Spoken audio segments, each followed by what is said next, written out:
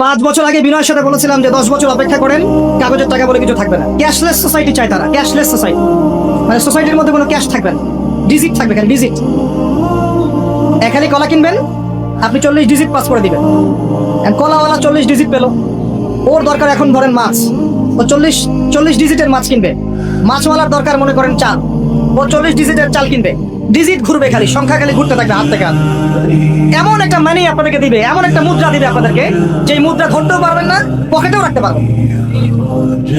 এখন তো ধরতে পারেন, পকেটে রাখতে পারেন, একটা সময় আসবে মুদ্রা ধরতেও পারবেন না, পকেটেও রাখতে পারবেন। এবং এগুলোর মান তারা নিয়ন্ত্রণ করবে। যখন দেখবে যে আপনার মধ্যে তাওহীদ বেশি আছে, ইসলামের চেতনা বেশি আছে, দ্বীনের ফিকির বেশি, ইসলাম ইসলাম করছেন, আপনার মান কমে যাবে। যদি দেখে আপনার মধ্যে দাসত্ব আছে, ওরা যা বলছে আপনি সামিআনা ওয়া আতা'না বলছেন, ইয়েস স্যার ইয়েস স্যার করছেন, আপনি উন্নতি প্রগতি পাবেন। হ্যাঁ, যারা এগুলো লঞ্চ করছে তারা আবার তাদের সম্পত্তিগুলোকে গোল্ড এবং সিলভারে কনভার্ট করছে অলরেডি। দেখেন বড় বড় ব্যাংকগুলোকে দেখেন, সব গোল্ড এবং সিলভারে কনভার্ট করছে। ওই দিকে তাকিয়ে দেখেন, ও তার সমস্ত সম্পত্তিগুলোকে, বেশিরভাগ সম্পত্তিগুলোকে সাস্টেইনেবল গোল্ডে কনভার্ট করছে। ও আমাদের মতো বোকা নয়।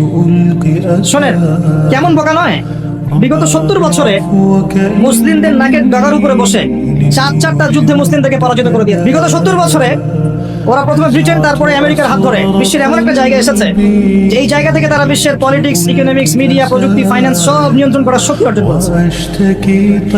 অর্জন করেছে অলরেডি। আপনি ভাবছেন করবে? অনেকে মনে করে এটা ভবিষ্যৎ বক্তা মনে হয়। আমি বলছি যে বর্তমান সম্পর্কে আপনি খবর রাখেন না বলেই বর্তমানকে আপনার ভবিষ্যৎ মনে হচ্ছে। এটা বর্তমান, এটা ভবিষ্যৎ। ভবিষ্যতে তো সে সারা বিশ্বকে রুল করবে ইনশাআল্লাহ। না হলে তো সে মাসিহুদ দাজ্জালের ফলোয়ারই হতে পারবে না।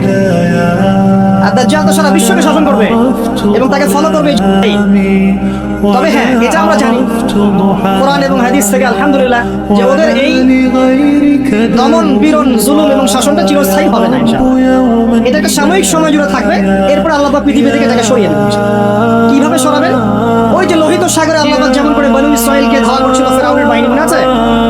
লোহিত সাগরে আল্লাহ পাক ফেরাউনের বাহিনীকে একত্রিত করেছেন, ডুবিয়ে দিয়েছেন, তাই না? আল্লাহ পাক সেম সুন্নাহ অ্যাপ্লাই করেছেন প্যালেস্টাইনে। আল্লাহ পাক সমস্ত জালেমদেরকে ওখানে একত্রিত করেছেন ধ্বংস করার জন্য। সেম সুন্নাহ, এটা হবে।